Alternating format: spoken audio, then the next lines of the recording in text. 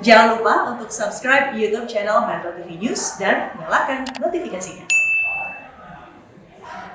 Sejumlah informasi beredar di masyarakat terkait dengan uji coba vaksin COVID-19 dan juga angka kasus positif karyawan BUMN di DKI Jakarta. Apakah informasi yang beredar ini adalah fakta atau hoax? Kita akan simak ulasannya dalam fact check kali ini bersama Gadis Bianca. Silakan Gadis.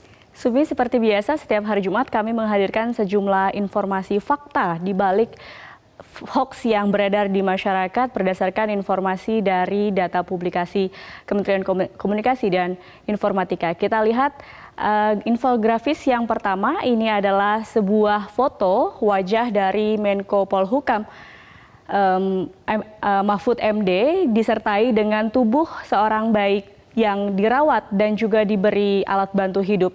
Disertakan dalam postingan ini bahwa ada tulisan atau caption pengujian vaksin COVID-19 telah sukses, dan postingan ini diunggah pada 27 Juli 2020 lalu.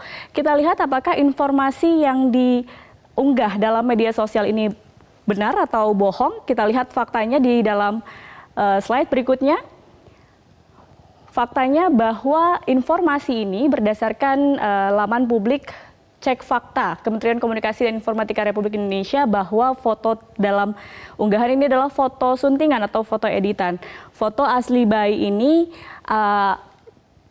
pertama kali diunggah pada tahun 2016, namun tidak ada informasi yang valid yang menjelaskan dari mana foto tersebut berasal dan bagaimana keadaan bayi tersebut saat itu. Sementara terkait pengujian vaksin COVID-19 yang diklaim telah sukses, ini adalah disinformasi.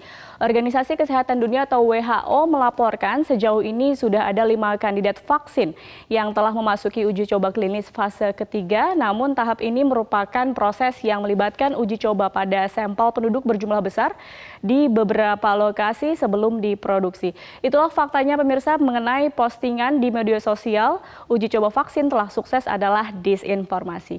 Kita lihat ke informasi berikutnya. Beredar sebuah unggahan di media sosial yang menyatakan bahwa percobaan vaksin di Indonesia karena laboratorium Tiongkok kehabisan monyet.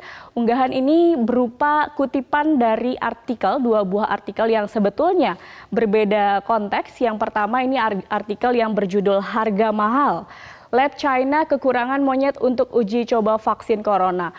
Artikel pertama ini diunggah atau ditulis pada 20 Juni, sementara artikel kedua mengenai kabar baik vaksin COVID-19 dari Cina yang masuk ke Indonesia ini ditulis pada 20 Juli 2020.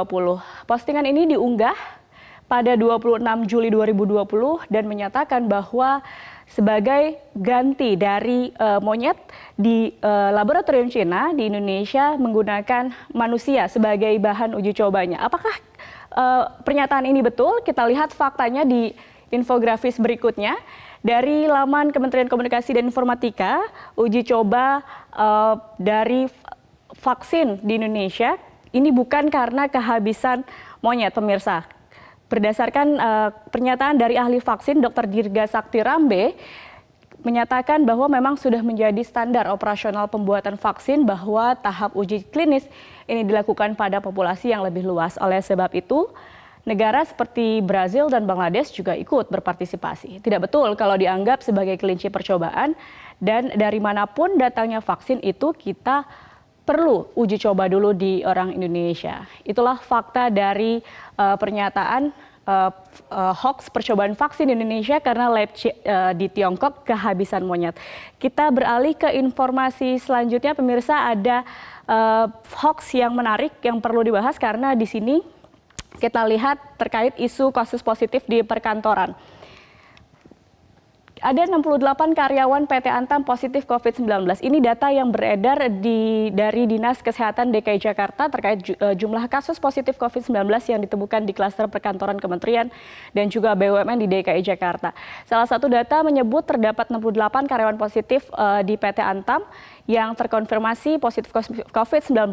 Hal ini cukup menjadi perhatian pemirsa, apalagi sejak aktivitas perkantoran kembali dibuka dan angka kasus positif COVID-19 di Jakarta terus meningkat. Apakah informasi ini betul? Mari kita cek faktanya. Dari laman web laporan isu hoax Kementerian Kominfo, Ini diketahui bahwa PT Antam membantah informasi adanya 68 karyawan positif COVID-19 dan Sekretaris PT Antam Kunto Hendra Prawoko pun menyatakan bahwa data yang beredar di publik ini tidak sesuai dengan data perusahaan. Inilah fakta mengenai 68 karyawan PT Antam yang dinyatakan positif ternyata tidak benar, pemirsa. Kita beralih ke informasi yang terakhir. Ini ada sebuah pesan berantai di WhatsApp grup yang berisi informasi kondisi penyebaran virus corona di Kelapa Gading di Jakarta Utara. Salah satu isinya menyatakan bahwa rumah sakit di Kelapa Gading penuh dan puskesmas Kelapa Gading setiap harinya merujuk 10 pasien COVID-19 ke rumah sakit darurat Wisma Atlet. Berdasarkan hal itu, pembuat pesan meminta agar masyarakat terus waspada terhadap penyebaran virus corona. Lalu apakah informasi ini sepenuhnya benar? Kita cek faktanya. Melalui laman publikasi hoax Kementerian Kominfo menanggapi informasi ini, mengutip pernyataan dari Wali Kota Jakarta Utara Sigit Wijatmoko menyatakan bahwa saya rasa yang diedarkan dalam WhatsApp grup di atas adalah sebagai pesan pengingat sifatnya karena pandemi belum berakhir, namun data yang disampaikan ini tidak benar. Kita lihat data yang sebenarnya yang dimaksud kita lihat dalam grafis berikutnya. Ini menjelaskan, Wali Kota Jakarta Utara menjelaskan sepanjang bulan Juli, Puskesmas Kelapa Gading tidak pernah merujuk 10 pasien COVID-19 dalam sehari ke RS Darurat Wisma Atlet.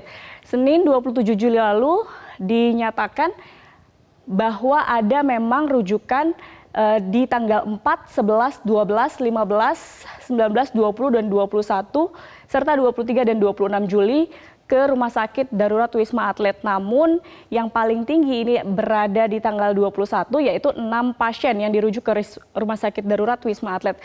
Tidak ada 10 pasien yang dirujuk setiap harinya ke Rumah Sakit Darurat Wisma Atlet. Sehingga informasi yang beredar di WhatsApp grup ini adalah disinformasi, pemirsa.